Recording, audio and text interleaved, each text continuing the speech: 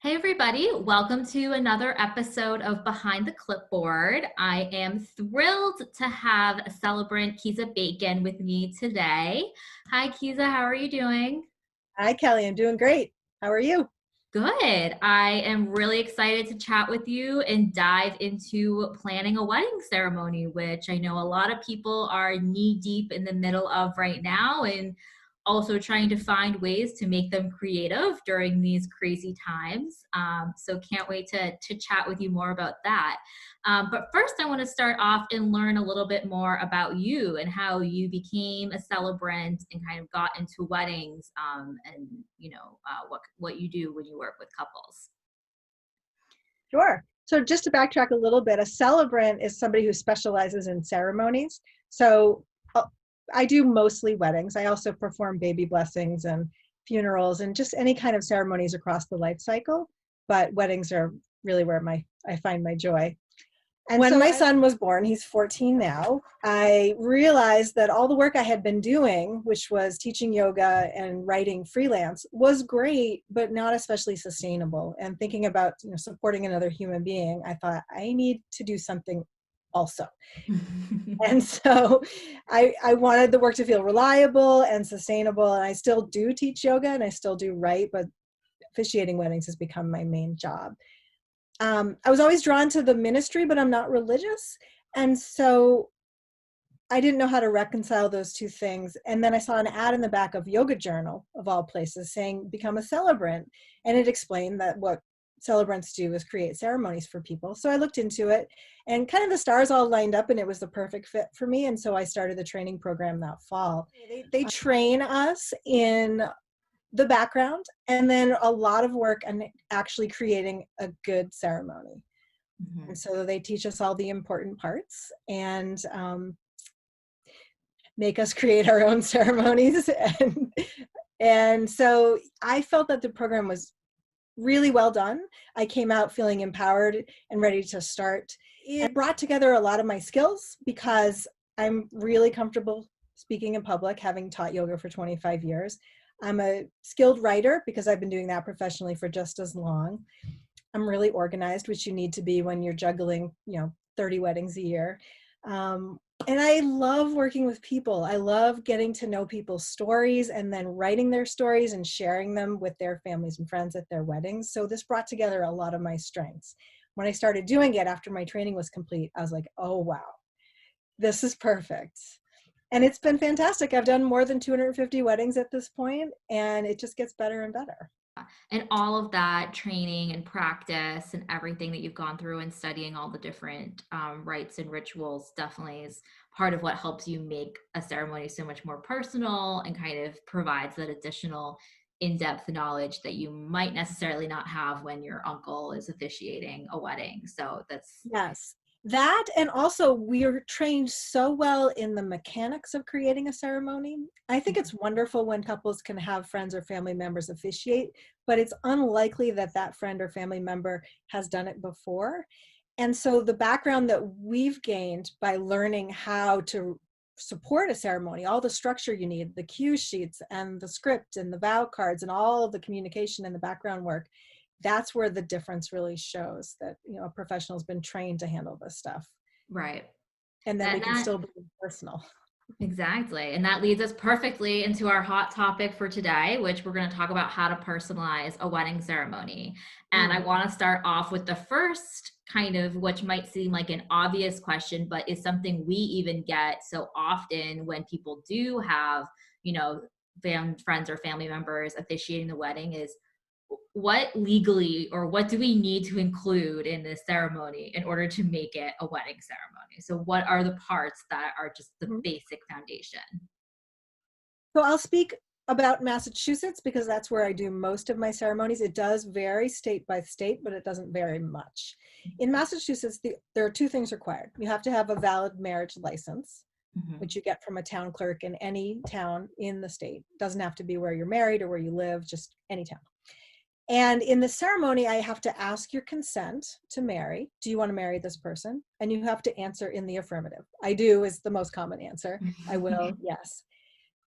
So I actually do ceremonies where that's all we do, where it's 1 to 2 minutes, because we'll dress up the language a little bit, but it's like, do you want to marry this person? Yes. Do you want to marry this person? Yes. Okay, you're married. Mm-hmm. Most people want more than that.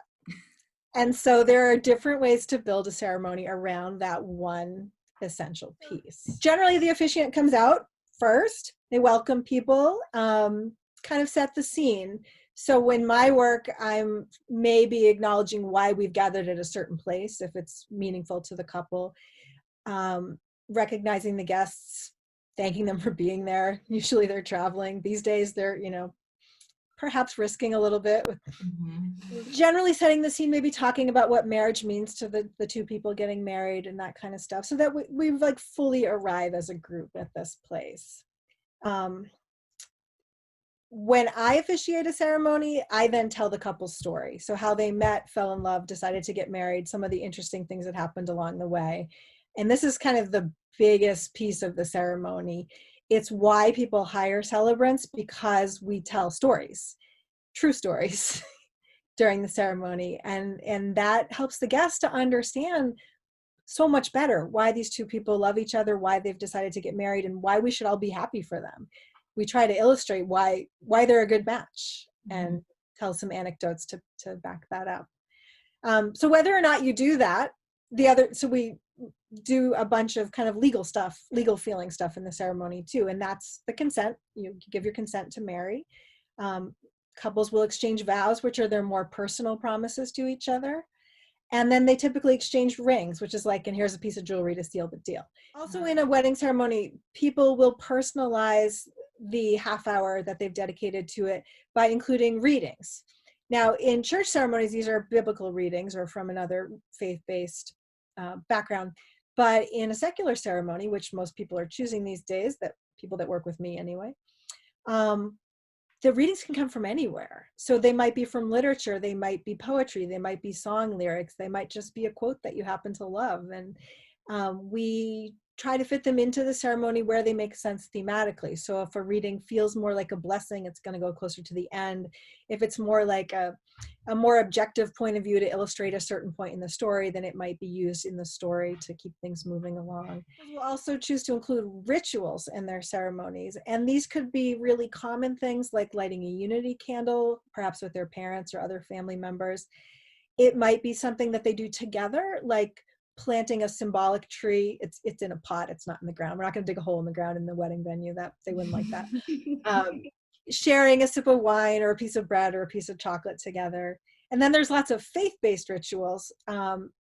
So I work with a lot of either couples who are Jewish, but they don't feel like it would be right for them to get married in a synagogue, but they want to include some elements of Judaism in their ceremony. So they might stomp on a glass at the end of the ceremony or stand under a huppah, which represents their marriage and their home. The possibilities are endless. And we often create rituals for couples based on their own preferences. Yeah. So So in that process, when you start working with a couple on putting together their ceremony, I'm sure that they, as you just mentioned, so many different possible ways to personalize it and bring together different traditions, whether it's religious or cultural or anything. How do you kind of help guide a couple in putting together that ceremony and picking out what's best for them? So when I work with couples, I give them a pretty thorough questionnaire that's a Word document that they have to answer in paragraphs. So by the time they're done with that, I know a lot about them, because it's basically bridging the gap between us being strangers to me appearing to have known them since kindergarten. And that's usually what people presume at the end of a ceremony, is that I must have known one of them since kindergarten because I've shared their story so well. But it's really just about the questions I ask them. Yeah. I also give couples a lot of resources to sort through so they can see variations on the consent part of the ceremony. So they have like 40 or 60 different samples of vows. Not that they have to even use my samples, but so that they see what people typically write in vows, and then they can write their own based on that, or steal liberally from the samples, or just use them outright. It's totally fine to just use the samples. Yeah. So I give them a lot of structure. So there's a lot of samples, a lot of suggestions, and then a lot of instruction on, okay, pick 2 of these, pick 1 of these, pick a person to do this. And also just in our conversations, I can help guide them into those choices, because they're by talking about it, which we do in a couple meetings, it helps them to kind of figure out what they like and don't like. Right. I'm going to throw another question at you, but I get this a lot, and we both experience a lot of wedding ceremonies, and we get couples that are very anxious about the wedding ceremony, about whether it's sharing vows, they're afraid they're going to cry, just how it's all going to go. What words of wisdom do you give to your couples about that moment and how they can try to stay present and stay calm? There's a few different things. First of all, because I have a background as a yoga teacher and I still teach yoga pretty much every day, I have this kind of calm demeanor that I bring to all my weddings. So I am the person who is just bringing the peace where everything else is swirling around them. And I think that helps too. Just showing up in that place of calm and being organized and on top of things helps. But everyone cries. I tell people, you're probably going to cry. It's probably going to be on the aisle or during the vows, and it's okay. We expect it. If there's a groom, grooms almost always have pockets. I give the groom tissues. Brides have pockets, they get tissues.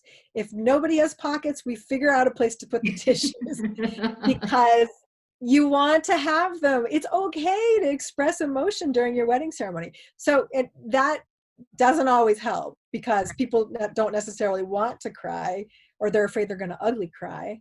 And so the other thing is, it's just a ceremony, and it's going to be over in the blink of an eye. It goes by so quickly. And I try to give people the perspective that, yes, it is kind of a little bit of a public performance, and I get that they feel that way, but you're going to be through it pretty quickly.